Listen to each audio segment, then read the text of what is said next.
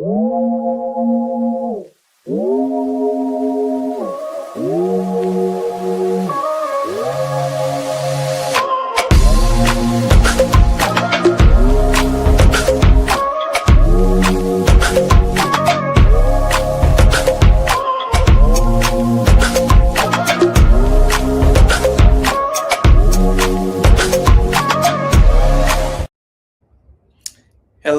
everyone, and welcome to the Thai Innovator webinar. So today we have a really interesting topic. Today's topic is Beyond Payments, the institutional use cases for stablecoins. We've seen the landscape of payments being reshaped and all these new on-ramp, off-ramps, and systems, including agentic payments and everything, that are completely changing how, in the future, people can pay. And so today we were very fortunate to be joined by Olivia from Ava Labs or Ava Labs. We're not going to get back into the AVAX versus AVAX debate. John from Hashgraph and Sophia from Aleo. So we'll be looking at how institutions are using stablecoins beyond payments, really using them as the cash leg for tokenized markets, as collateral or for margin workflows, treasury, FX operations, cross-border, programmable primitives that can completely be embedded with the controls, the privacy, auditability of those systems that can go directly into real financial processes, what the implications of these are, and where the space is at today. Before we get going, as usual, all the information contained in this webinar is for informational purposes only and not intended as investment, tax, legal, financial advice, any type of advice. So as we get started, let's do a quick round. Could you please, each of you, introduce yourself, what you guys are doing, your organizations, and where you fit in the stablecoin landscape? And Sophia, if you want to get started. Yeah, absolutely. Sacha, thanks for having us. Really excited for this conversation. I'm Sophia.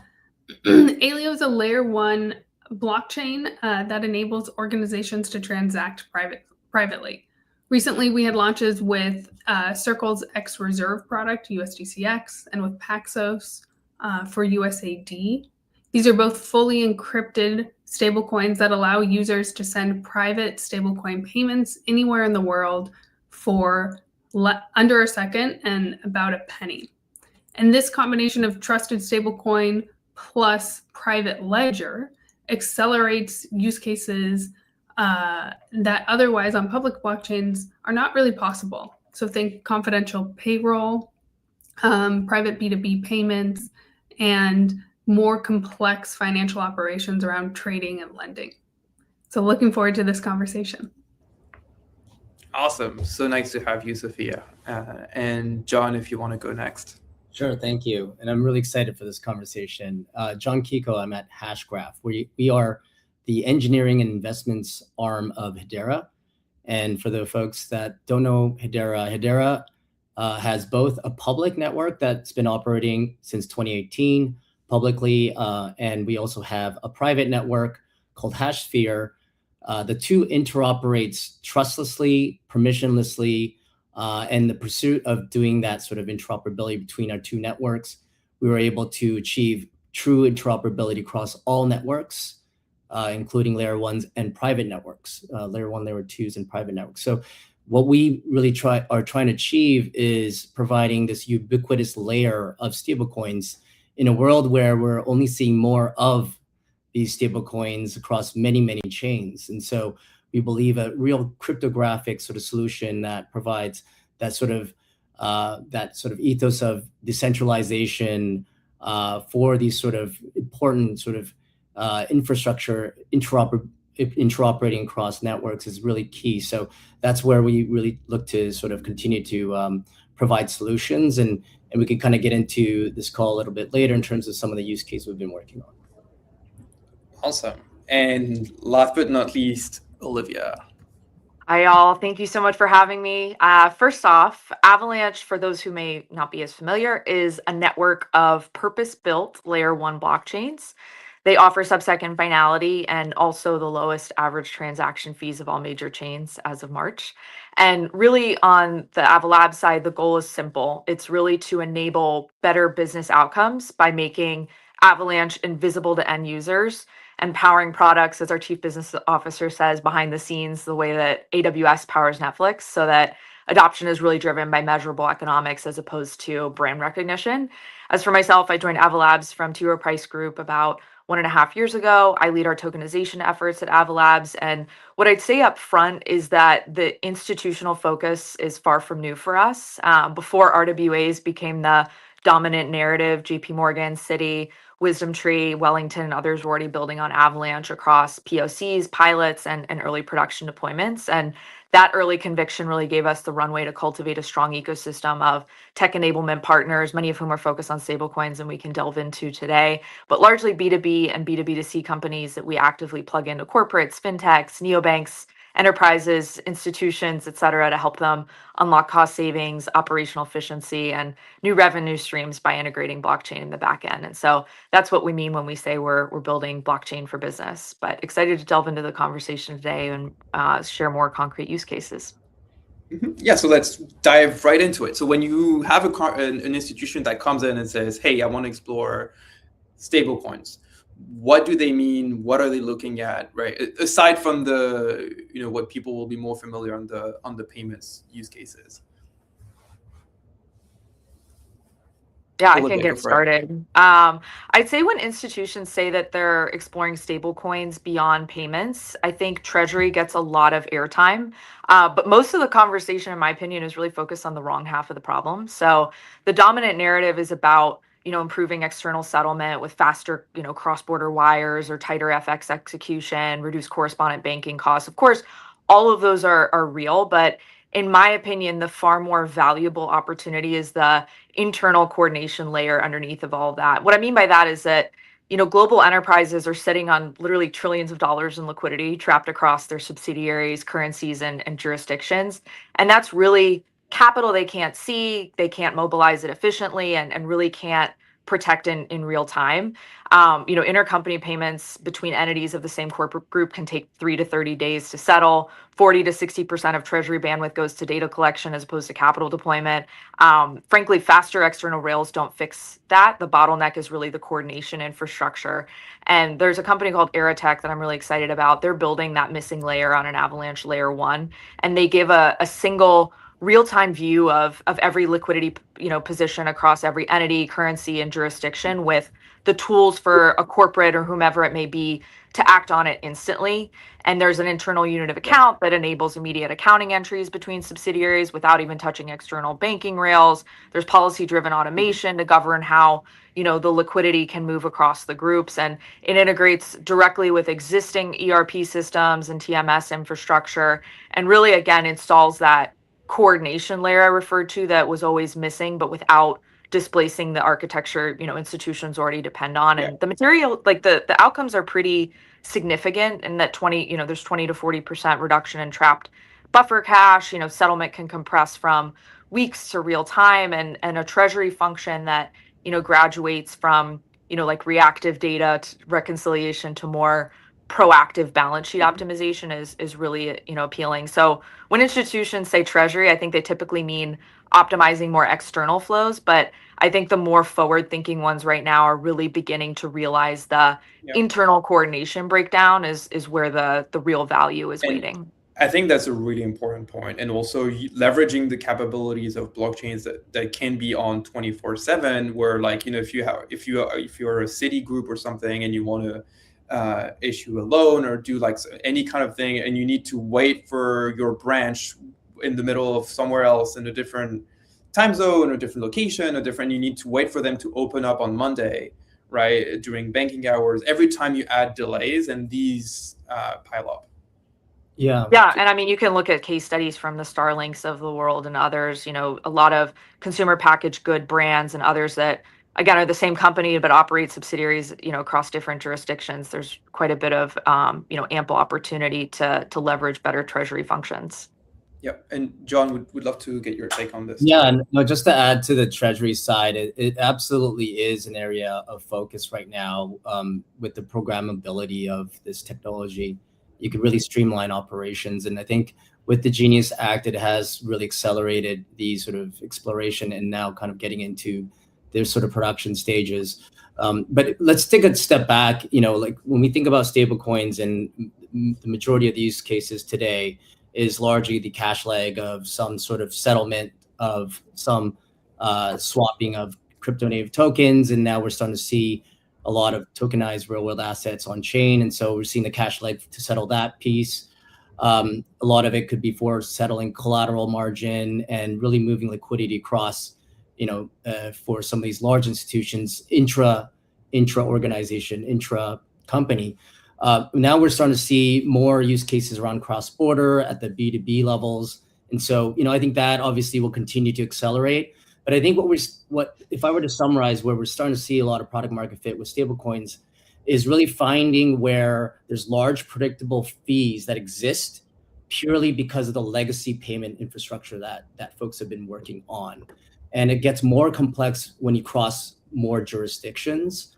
And so, for example, something that is probably not something that a lot of folks think about when they think about stablecoins, but there's a company called Zenny that is currently deployed on Hedera that is providing B2B travel payments. And for folks that are booking travel, they may go on Expedia or some of these sort of aggregators, and it seems pretty seamless from a user experience, but behind the scenes, there's multiple layers of sort of brokers involved. There's folks that, the airlines themselves may kind of be able to provide these services. There will be a third party that will aggregate this, provide these services. But behind the scenes, there's multiple sort of intermediaries. And so what Zenny is trying to do is effectively bring all these intermediaries into one platform that's using stablecoins to settle. And the sort of legacy infrastructure using credit cards, for example, would require that each sort of intermediary leg, they will be charged a credit card fee, a merchant fee. And imagine if you had to cancel that booking, then they would have to reconcile in terms of who owns what and what credit card fees are due and so forth. And so by embedding stablecoins into that sort of workflow, it really creates a lot of efficiencies and capital efficiencies for that matter.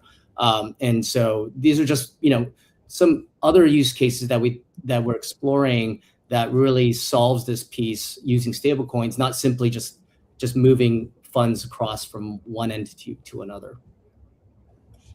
Yeah, I agree with what both of you are saying, and we're seeing a lot of that as well.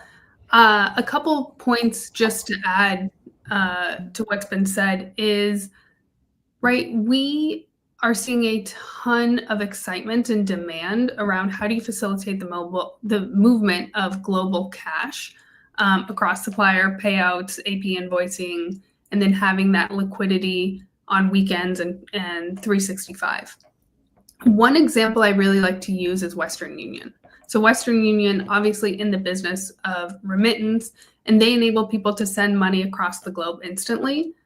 Today, how they do that, though, is they pre-fund a couple $2 billion into these transactions.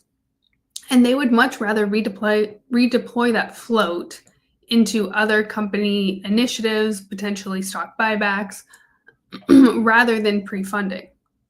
And so we're seeing a huge opportunity for corporates, for banks to free up capital for initiatives with higher ROI.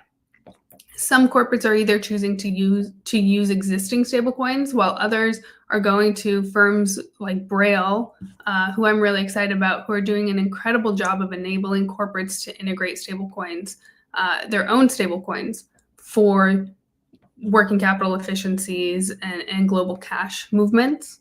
And when you're able to do that on a chain like Aleo, you now have the privacy preserving rails. And so this enables users, corporates, banks to have that same level of bank privacy and adding the opportunity to have instant global stablecoin payments. We also, one note that I don't think has been said quite yet, that we're seeing a ton of demand on is the rise of neobanks. We're seeing a huge surgence in new neobanks coming online, and they're using stablecoins in really innovative ways. They're enabling businesses across the globe to have easy access to US dollar accounts. And then they're providing all sorts of yield-bearing treasury management solutions that have lower FX and settlement friction. Super interesting. And on the institutional side, like, what are the typical blockers that you see internally? And two questions: who owns the Stablecoins initiative? What part of the business? And then what typical blockers are common before things are able to go live? Yeah, I think it depends on the use case, but oftentimes we work with a multi-department team, and there may be one person that is coordinating across these teams, but typically the CFO will be involved, of course. But there's innovation technology teams that are working on the actual implementation side, and if it's actually related to trading, then the markets team will be involved as well. But there is really no one owner, and so our job is quite difficult to try to identify who is really the decision maker and who do we need to still kind of work to convince in terms of the adoption of this technology into their process. So it's a challenge for us to identify exactly who, but what's exciting though is I think at the very top, from many of these institutions, the leadership has kind of shown the sort of organization that this is the path we're taking, and it's a matter of just coordinating internally. What's really challenging on these sort of adoption is the auditability and the sort of reconciliation and the orchestration with their existing sort of infrastructure. So that's the part that's really hard. But it's really the sort of implementation and the culture than it is the sort of technology. The technology is there. It's just a matter of implementing it now. Yeah, I'd add to that. I'd say a really common internal blocker, and it surfaces with pretty striking consistency across different institution types, is really accounting treatment, and more specifically, the inability to answer what sounds like a simple question of like, how does this position appear on our balance sheet and how do we book a settlement event? And that's deceptively administrative on the surface, but can be really lethal to a program's timeline underneath. And I'm excited that it's beginning to crack open at the regulatory level in ways that really do move the needle. For example, the SEC's Division of Trading and Markets issued an FAQ clarifying that broker-dealers can in fact apply a 2% haircut on proprietary positions in payment stablecoins when they're calculating net capital. And that was, just for context, a 100% haircut that some had been applying out of an abundance of caution. And that single clarification, and in addition to others, really reshapes the economics of holding stablecoin positions on a broker-dealer balance sheet. And so programs that may have been stalled in legal or finance review in this case for months, are starting to have a more clear path to a starting line. Yeah, and to build on this, I would say exactly as John said, right? No single department is making this decision in isolation. These decisions and conversations are inherently cross-functional because they touch risk, tech, regulation, cash. They touch so many things that inherently you're going to see a number of groups and lines of business involved in these decisions. We also are seeing the CFO be intimately involved, or the office of the CFO being intimately involved in these decisions, because they tend to own the payment category. So when we're touching liquidity management or internal transfers, intercompany flows, even working capital optimization, these are certain things that are already owned by the treasury. And so it's natural for stablecoins to be part of those decision making. I will say, Sacha, to answer your question on who's the blocker, we often run into compliance and risk as one of the efforts that needs a significant amount of time to get comfortable with these changes. And so obviously there is still a gap between some regulatory clarity and these production grade controls and production readiness. And so some institutions, many institutions still have their systems that are built for batch processing. They're built for overnight reviews and T+1 settlement. And these systems have to be retrofitted to fit the 24/7, 365 nature of stablecoins. So that can mean rethinking transaction monitoring, sanction screening, suspicious activity reporting, and all that takes time in order to ensure that the compliance and regulatory requirements are met for those institutions. Yeah, and I mean, so let's see practically how this gets done, right? Like you've mentioned a few use cases on treasury side, but also like margining, collateral. What use cases are you would say, and a lot of things are getting like a lot of excitement today, but what would you say is most institution ready, and why, and what does it take to get a program when you start in that area to go from pilot to production?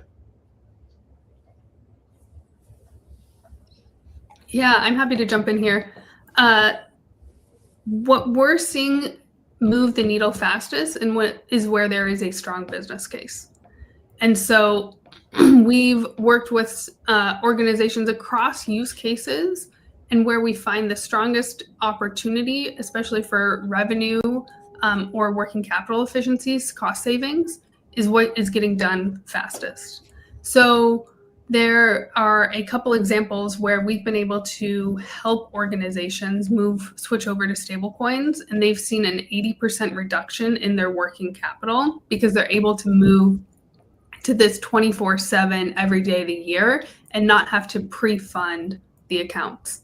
And then to add on to that, now you can sweep those idle balances into a yield generating account. Maybe it's a T-bills or tokenized T-bills, or maybe it's a lending protocol, but you're able to add yield into these opportunities, and it's a game changer for these businesses. Yeah, we have an example where the Reserve Bank of Australia has been working on a pilot for years now on a CBDC pilot where under a private network, they were able to manage the mint and burn of a CBDC. But that gets sort of synchronized with the sort of regional banks that they're working with for the banks to then issue their own stablecoin. So that's been in the works for many years. And you, Sacha, you asked like what's ready for production. And I think after rigorous testing of the technology and really kind of getting buy-in from regulators, now they're really kind of accelerating that timeline to, actually having both the CBDC and a stablecoin sort of initiative. One is for the B2B or the sort of central bank to banks, and one leg is for the B2C so that they can manage their customer deposits and wallets. And so we're seeing that moving very quickly. And I think what's happening in the US with the Genius Act and a lot of large organizations moving into stablecoins is definitely creating a tailwind in other regions that are exploring non-US dollar based stablecoins, as there's a lot of conviction that, a lot of assets and economic activity will be coming on chain. Yeah, and to round it out, perhaps with a use case that I don't think gets the same airtime. The highest signal deployment that I'm seeing is short duration B2B financing and private credit on programmable infrastructure, thanks to stablecoins. And again, it doesn't get the same airtime as perhaps tokenized fund subscriptions or on-chain FX, but I'd say it's where the structural mismatch between traditional rails and real economic activity is most acute.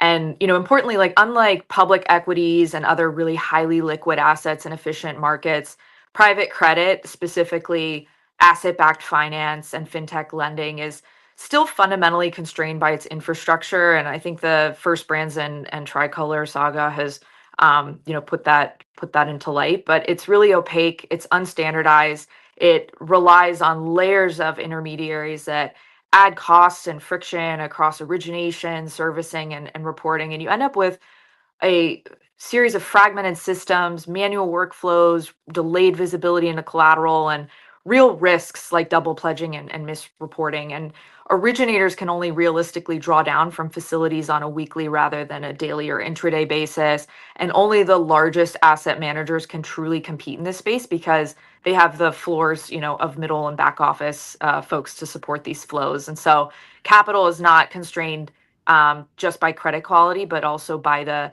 inefficiencies of the system used to really deploy and manage it. And what I get excited about with stablecoins and blockchain tech is that it enables a fundamentally different model where the blockchain is a shared system of record for the assets, the repayments, and collateral. And so instead of relying on periodic updates and reconciliation, across a slew of parties, you get more continuous visibility and automated servicing built directly into the asset life cycle. And the draws are programmatic. You can have covenant monitoring that's more continuous, and instead of relying on borrower produced loan tapes, which is a pretty well-known fraud vector, especially after the series of recent credit events that have exposed it. And the lender references a shared system of record sourced upstream from a third-party platform. And so we're working on live production infrastructure with this on Avalanche, with an fintech originator called OatFi, in a facility with and digital asset investment firm called Valinor that they're running. They're showing intraday borrowing thanks to stablecoins, 30% interest savings, 80% operational savings as opposed to traditional rails, and with Fence Finance providing the servicing infrastructure. So very excited about the capabilities with stablecoins as far as making the minimum viable financing window and B2B credit go from 15 days.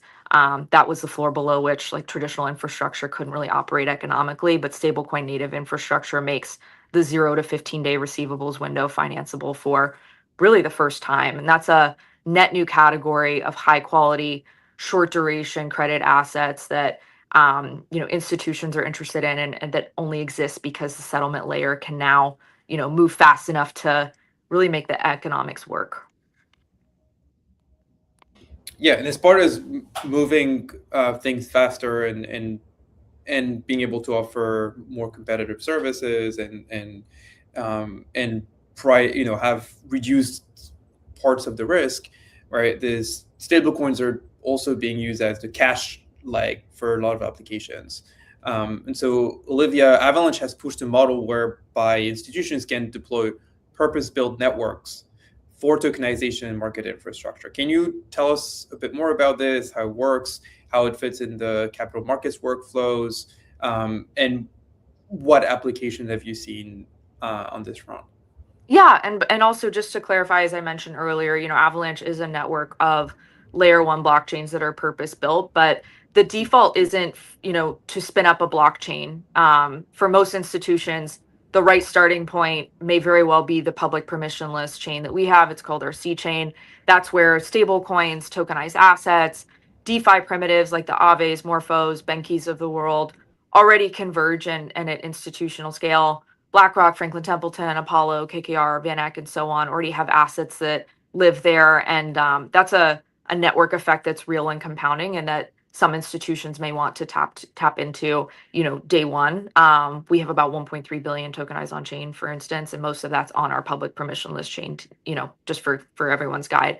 Where a specific regulatory requirement demands network level controls that can't be satisfied at the application layer, that's when a purpose-built L1 may become the right answer. ANZ took that path. They deployed their own Avalanche L1 to execute atomic cross-chain DVP settlement across Avalanche and Ethereum.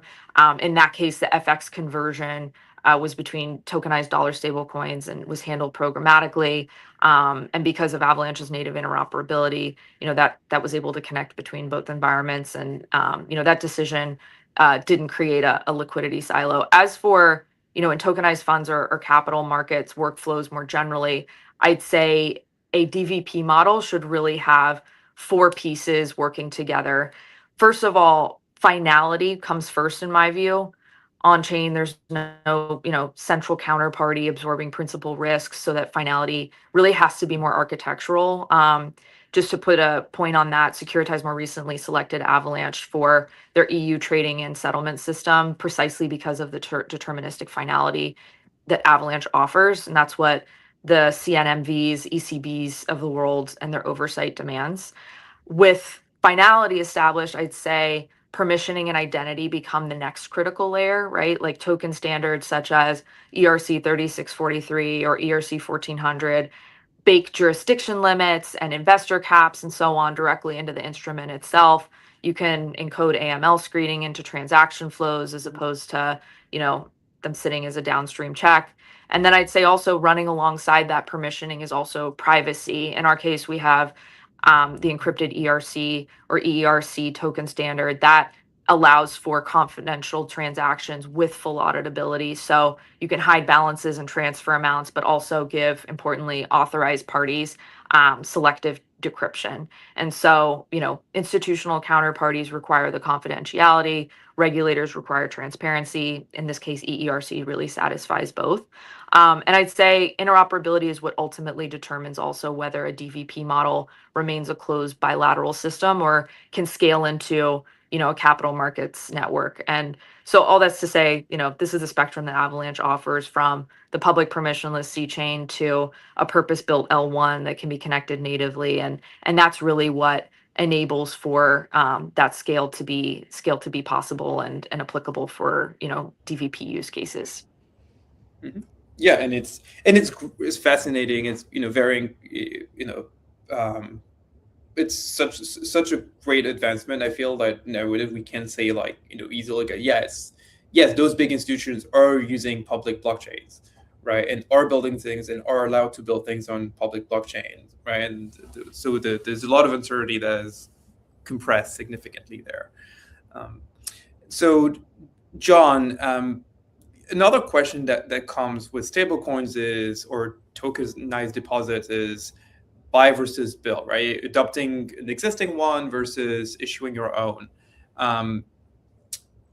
First, what are the requirements if you want to issue your own in terms of control, roles, proofs of reserves, or auditing, monitoring, governance, and what should people think about in evaluating whether to become an issuer? Yeah, I mean, I'll just focus on stablecoins, but I think that's a lot of the large institutions sort of question. The way I think about it, and and a lot of folks have kind of have been kind of exploring, is in any sort of large institution that has a decent distribution network, they would likely to kind of, lean towards issuing their own. We have now clear regulatory and legislative sort of policies into sort of how do you start a stablecoin company? How do you issue one? And there's clear guidance on how to do that today. And, in terms of the reserves that backs the stablecoin, there's guidance in terms of what should be supporting the sort of issuance of stablecoins, cash equivalent. And so, I think, so the rules of the road is set. Now it's the question of whether they should implement their own. And I think stablecoins is more than just a way to pay for services and products. It's also for the institutions that are issuing this could be a real meaningful sort of revenue source. So if the reserves grow in value, so does the yields associated with that. And so that becomes a net new sort of source of income or cash flow into the company. And that can be then, directed into, if you're, let's say, a retailer, or some sort of, somebody that provides goods and services, they could redirect those funds into loyalty rewards, or perhaps airdropping some of those stable coins into their customer wallets, and really providing that sort of tailored experience for their customers. And so, I think the challenge there is okay, well, what wallet infrastructure do we use and how do we apply it? And so those are the questions now. I think it's not about whether we should or should not. It's about where does this get applied? How much of this cannibalizes our current versus not? Is this an opportunity? And so those are the conversations we're having today. And where Hedera provides value is the underlying technology. And so we're a decentralized ledger technology. I mentioned at the beginning of this call that this podcast that we provide a public network as well as a private network. So some of these larger institutions may want to use their own private network to manage the mint burn and really tracking their customer information and having sovereignty over their data, and not have to sort of be vendor locked. They have full sort of control over their network, and then freely interoperate and distribute that to either Hedera mainnet or to any other network they choose. And so if they believe that the future customers that they want to attract is residing in a different network, they can do so. And if they want to find liquidity in these stable coins outside of their own sort of environment, they could do so with the ability to interoperate stable coins across others. And so it's becoming far more easier to do so and find real market fit in this environment. And now it's just really kind of working on the last mile of how do we implement this. And just the one last sort of note on Hedera, what's really unique about our sort of ledger technology is that every single transaction in terms of validating and costs or gas fees is fixed price, and it's very, very low cost. So if somebody on the finance team is looking at how much does it cost to run this program, they can really project out based on their sort of expectations of how much volume they're expecting. They could really manage expenses that way. And also as Olivia mentioned, finality is absolutely key. So being under 3 seconds, deterministic finality for when assets move from one wallet to another or one account to another, that it is final and they're not waiting multiple minutes to ensure that there is a probabilistic determination whether that is actually in that person's account or not. And so those are really important features. Super interesting. And the other point that also Olivia you touched on is privacy, right? And privacy, auditability, both, right? Being able to show some information to a regulator, for example, but also hide it from other market participants. So turning over to you, Sophia, on that aspect, right? Like for institutional workflows, where does a privacy first stablecoin unlock a lot of value for those institutions? Yeah, I think we see that in almost every single use case. One analogy we like to use is thinking back to the internet. When the internet first came out, most websites were HTTP websites, and they didn't have that added layer of security. And now today, we've learned in some examples the hard way that HTTPS, that security layer, is incredibly important and valuable. So today, over 90% of websites have that security, the HTTPS, as part of their web design. And we see Aleo as enabling that similar level of security and privacy for blockchain and for crypto. I was in New York last week or 2 weeks ago, and the SEC chair, Atkins, was speaking about the future of crypto and the US government. And one of the things he said that really stuck with me was his remarks on that transacting in the US should be free. Anyone should be free to transact. And they should, without the government or any other surveillance mechanism knowing any information about their transactions. And Atkins said this is a core American value. And we feel very similarly that every business, every person, every institution should be able to transact, and they should be able to transact privately for certain transactions in the same way you can do today with cash. And then also enable visibility for your regulator, for your auditor, for need-to-know entities where it makes sense, but for that information to not be public to anyone looking at a block explorer or on the internet. And so we see use cases really accelerating around, obviously, internal treasury movements. This is a big win today, right? Where you can take a privacy-first stablecoin, either by a known trusted issuer or issue your own, use that for a number of treasury processes, and then sweep that into a yield account to earn yield. We're seeing people do this with payroll, where you can run fully confidential payroll without enabling anyone else in the company or the public to see how much you're paying your team. And we see that across other use cases I won't go into in detail, but obviously. You mean that gone are the days when we could just look at on-chain payments, on-chain transaction, and see when people were getting paid every 2 weeks and say, oh, this is an employee? Right, exactly. So you could see an employee, you could see, you would start to see if it was a vendor payment, some of the details around pricing negotiation and commercial setups. And obviously we can't have that information publicly viewable for all.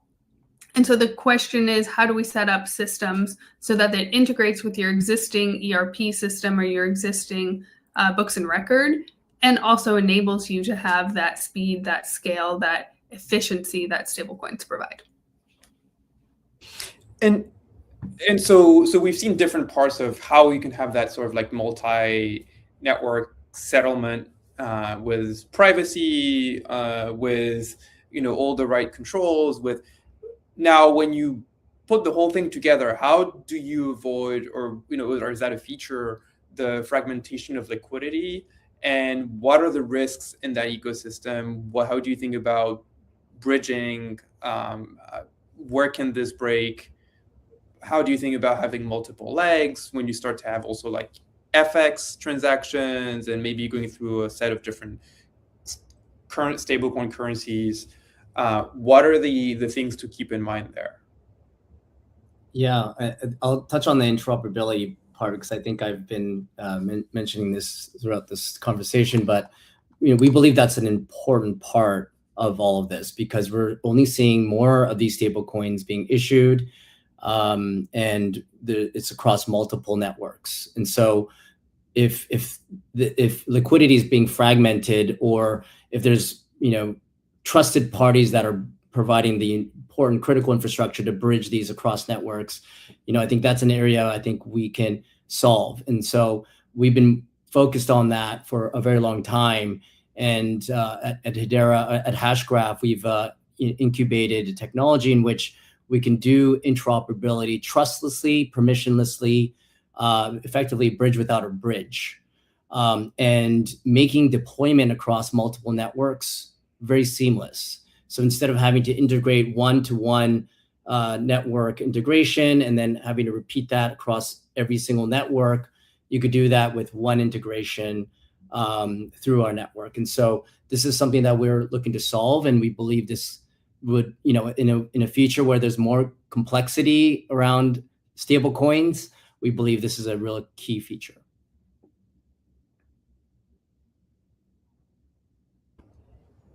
And yes. Yeah, I can build a little bit on that. I think, John, you said it well, that the interoperability is key here, right? People are transacting in multi-network environments. We personally have been doing a lot of work around burn and mint solution, especially with Circle's X Reserve product. They enable users to submit a burn request for a USDC-backed token, and then the X Reserve API will then burn that token and sign an attestation for a minting of this USDC-backed token on Aleo. This eliminates a lot of the risk, and it also enables you to mint privately and then be able to move that into an ecosystem where you can transact without anyone front running you, without anyone seeing all of the account information and your wallet address.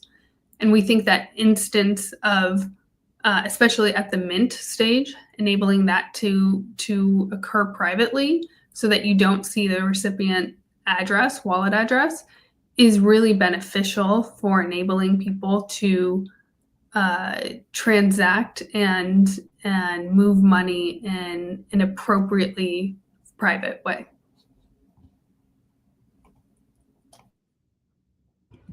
Yeah, and I'll just add to that. I mean, I think the business outcome, at stake is pretty simple, simple here. It's, really a settlement finality that a risk committee can sign off on, right? And third party bridge architectures vary in how they're structured, but some of them can't, necessarily deliver that. And so, there are of course concerns around whether there's a custodial intermediary in the settlement path, or whether there's smart contract risk concentrated at the bridge layer, finality that depends on more, operational integrity as opposed to cryptographic guarantees. It's no secret there have been some pretty large capital losses in crypto history have been from bridge exploits. So it's an operational one, but I think the structures are trending in a good direction that increasingly risk committees may be able to get behind. I just say for everyone's guide here, Avalanche obviously integrates with third-party bridges like the Layer Zeros, Stargates, Wormholes of the world, which are each useful for certain use cases. But for institutional settlement and within the Avalanche ecosystem, the answer is also what we call our interchain messaging solution, or which is native interoperability, and that's built on what we call Avalanche Warp messaging. It's using BLS signature aggregation at the protocol level, and that means that cross-chain finality is guaranteed by the Avalanche validator set itself, as opposed to an external multisig or a bridge operator. And so the outcomes from that, especially when combined with our interchain token transfer mechanism, is a canonical stablecoin supply that can move across any Avalanche layer 1 through mint and burn mechanics that are secured by the same validator set. Thus, liquidity stays unified, pool fragmentation and reconciliation really, breaks across, wrap token representations. That's eliminated by design. And there are a few examples of this, but this is what enables for there to be atomic cross-chain DVP settlement within the Avalanche ecosystem through cryptographic verification, as opposed to a custodial bridge, being in the path. So that's what we have that's, again, specific to the Avalanche ecosystem. And we're a network of layer 1 blockchains, as I mentioned. And so that's how there's native interoperability within the Avalanche ecosystem and between the chains within it. Mm-hmm. Yep. Yeah, and on the more permissioning private side, right? Typically, what always comes up is being able to do selective disclosure for compliance, right? But then, what does it mean? And what does it mean in terms of like having? Is it a backdoor? Is it or how do you make sure that the auditor has the right safeguards around whatever key they have, or like burning that key if it gets compromised? What does it look like? What does it mean? Maybe Sophia. Yeah, I think that's a really good question. At Aleo, we view everything as nothing is revealed by default, right? And so the holder gets to decide exactly what to share with whom and for how long. So the ZK proofs ensure that the disclosed data is verifiably correct and complete, but the user gets to determine, do they share this information with their auditors, with which groups, perhaps within the organization, and then evaluate whether it's this single transaction, if it's the series of transactions, or if it's a set of transactions. So you can really go in and create very specific guidelines for what information is shared and what information is private. We view that as a starting point. The sender, the receiver, and the amount should all be private, right? And it should not be exposed on a public blockchain for public information and whale watching. And in short, we feel that things need to be Genius Act auditable and compliant. And we believe that the privacy-first stablecoins that are moving from pilots into real P&L opportunities, they're moving faster with these private stablecoins than with the public alternatives, because the controls are built into the protocol and it's not something that was bolted on afterwards.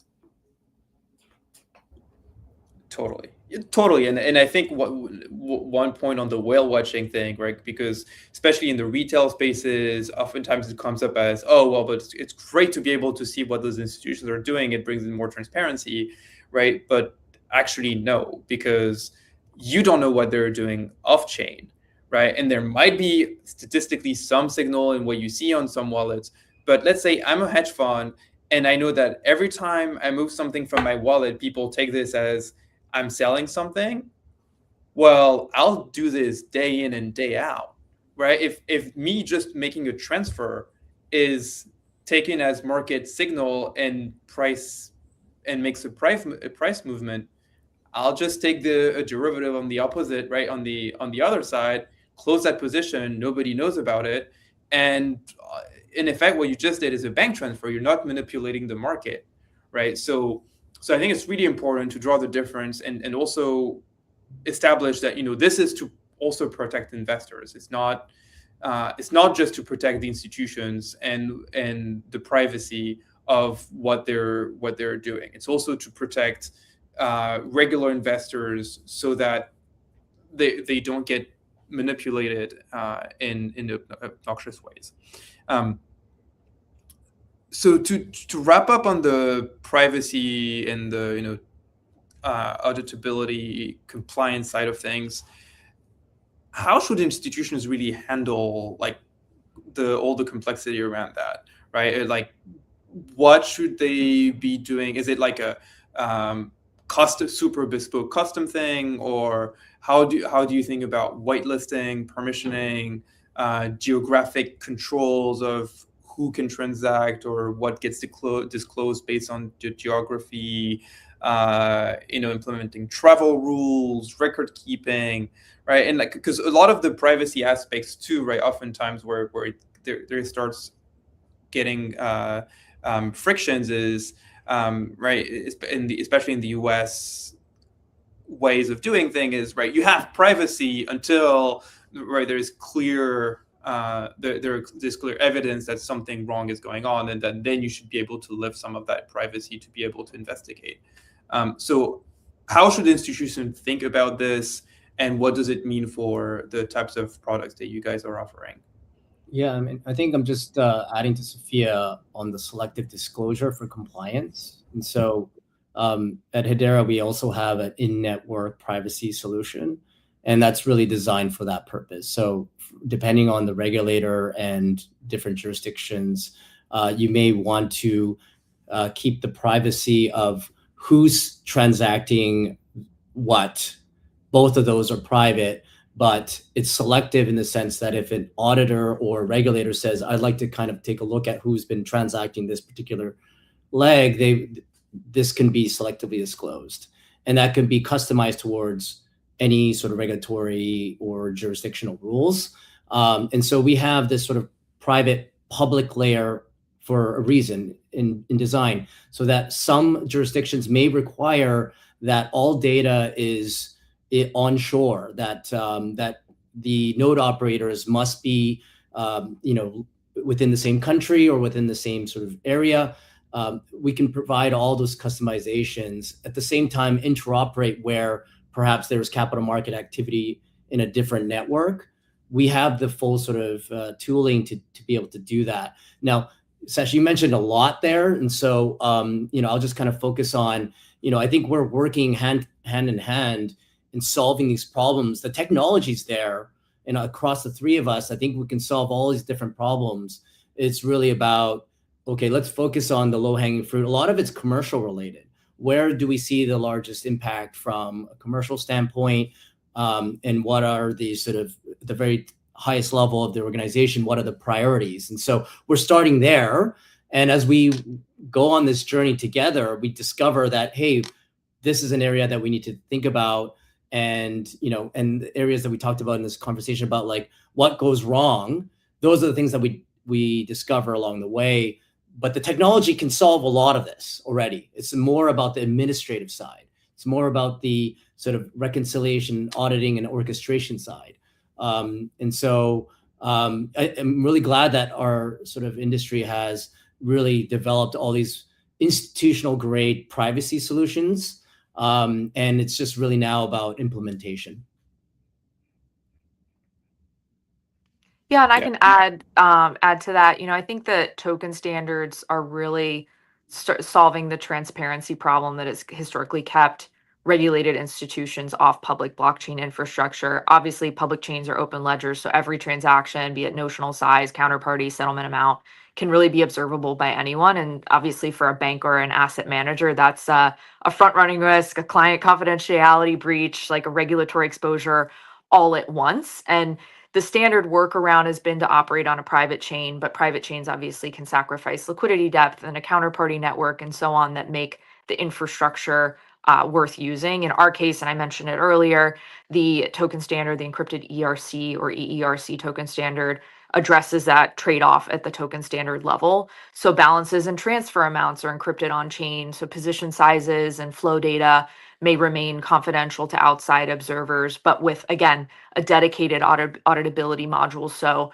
regulators and auditors can have selective decryption access on demand. That's thanks to an acquisition we made a couple of years ago of a company called Etropay. So we've been in the privacy space for a while. But the analogy I think of for TradFi is pretty direct. Like DTCC doesn't publish your net position to the street, but the SEC can still subpoena it, right? And so token standards like EERC can bring that same architecture on chain. I just add, privacy is one layer of the compliance stack. Obviously, institutions are and should be thinking about the full picture. So ones that are handling cross-jurisdiction complexity, are treating compliance really as programmable infrastructure. They're using token standards like TREX and ERC 3643 to bake in jurisdiction limits or investor caps or transfer restrictions directly into the instrument. Chainlink oracles can help pull real-time KYC and geofencing, geo-eligibility data on chain so compliance can, execute automatically as a precondition of settlement rather than a manual review after the fact. I think travel rule kind of remains a gap in that Genius and Mika both mandate compliance, but jurisdictional interoperability is still fragmented. So institutions need to embed travel rule validation into settlement execution today, as opposed to treating it as a reporting function. But again, business outcome across all this is the same. It's that programmability and regulation are no longer in tension.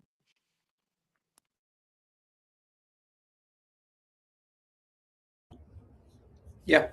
And any final take on this, Sophia? Or I think it's been well said. I appreciate that when organizations have programmed in these rules into the smart contract layer, it enables it to be automatic, auditable, and jurisdiction aware as best it can be. And so that, to me, is where the best practices lie. I think, Olivia, you said it well, that public rails tend to force over permissioning, and then the opposite is true. You break finality when you go into a permissioned network. And so embedding these rules into the smart contract layer really enables them to be enforced, for the data to stay confidential, and for the regulator to see what they need to see. Amazing. So I know we're coming up on time, so I think it's a good time to take a step back and look ahead at what's going in 2026. What milestones or developments are you excited about, and what institutions should be on the watch for in the coming year? Who wants to start? Yeah, I can kick it off. We are really excited for 2026. We feel like we have a great regulatory body making more clear rules around what's possible. We feel like institutions are getting on board. They're seeing the opportunity for new revenue businesses as well as cost efficiencies, which are great. And we're seeing this across banks, corporates, marketplaces, asset managers. And one area that we particularly are really excited about is the defense tech and the government side of things. So one bank that recently launched was Airborne, and they are standing up really interesting infrastructure to enable banking on crypto rails. And we see huge opportunity for organizations like them and others to really take a leading edge in what is possible for this next generation of finance. So we're excited for 2026 and the future of private payments there. Yeah, just maybe a little plug, but we are hosting HederaCon on May 4th, right before Consensus in Miami. And during that event, we'll be showcasing a lot of the stablecoin use cases that a lot of our Hedera Council members are exploring. And it's really exciting because these are Fortune 500 companies from around the world that are really taking this seriously. And also some of the things I mentioned around interoperability, we'll be demoing some of these things during that event. And so, and also more to come around some of our solutions that we look to provide into the market around true interoperability of stablecoins across many networks.